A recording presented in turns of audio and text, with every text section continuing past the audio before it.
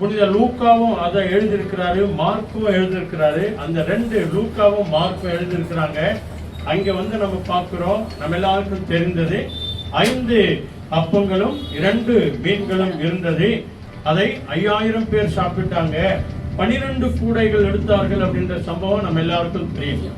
ஆனா இங்க மத்தை விசேஷமாய் எழுதுகிற காரியம் என்ன? 4000 பேர் சாப்பிட்டார்கள், மீதி 7 கூடைகளை எடுத்தார்கள் என்று சொல்லி நம்ம பார்க்கிறோம்.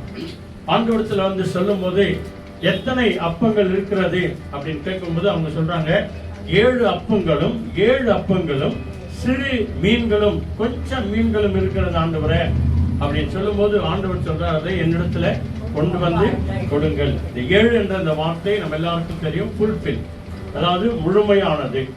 6 நாட்கள்ல ஆண்டவர் சர்வ லோகத்தை உண்டாக்கி 7ஆம் நாளிலே அவர் ஓய்ந்திருந்தார். அந்த 7ஆம் நாள் தான் பரிசுத்தமான நாள்.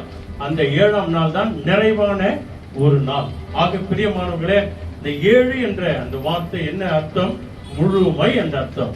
இந்த 7 மீன்களையும் என்னிடத்துல கொண்டு வாங்க, நான் அதை ஆசீர்வதிக்கிறேன் என்று சொல்லி ஆசீர்வதித்து கொடுத்த போது பைபிள் என்ன சொல்லுகிறது? பெண்களும் தாய்மார்களும் சிறு பிள்ளைகளும் வாலிபைகளும் தவிர வெறும் புருஷர்கள் மாத்திரம், தகப்பன்மார்கள் மாத்திரம், பெரியவங்க மாத்திரம் 4000 பேர் சாப்பிட்டு என்னானார்களாம்? திருப்தி அடைந்தார்கள். அல்லேலூயா. ஆண்டவர் கொடுத்த அந்த காரியங்களிலே ஆசீர்வாதத்திலே அவர்கள் மிகவும் திருப்தி அடைந்தார்கள் அப்படின்னு சொல்லி நம்ம பார்க்கிறோம். அப்போ நல்ல கவனிங்க, ஆண்டவரிடத்தில் வந்தவர்கள், இங்க பைபிள் சொல்லுது 3 நாளளவும் என் சத்தத்தை கேட்கிறாங்க, காலையிலிருந்து இருக்கிறாங்க. இவர்களை நான் இப்படியே அனுப்பிவிட்டால் அவங்க என்ன ஆவாங்களாம்?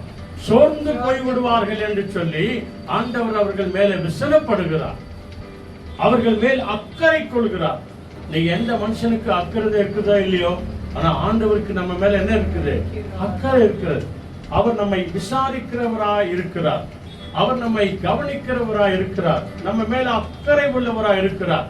திக்கற்ற பிள்ளைகளுக்கு பரலோகத்தின் தேவன் தகப்பனாய் இருக்கிறார், விதவைகளை நியாய விசாரிக்கிற தேவனாய் இருக்கிறார், தனிமையானவர்களுக்கு வீடு வாசல்களை ஏற்படுத்துகிறவராய் இருக்கிறார், ஒடுக்கப்பட்ட யாவருக்கும் தேவன் துணையாய் வருகிறேன் என்று வாக்கு கொடுக்கிறார். அல்லேலூயா.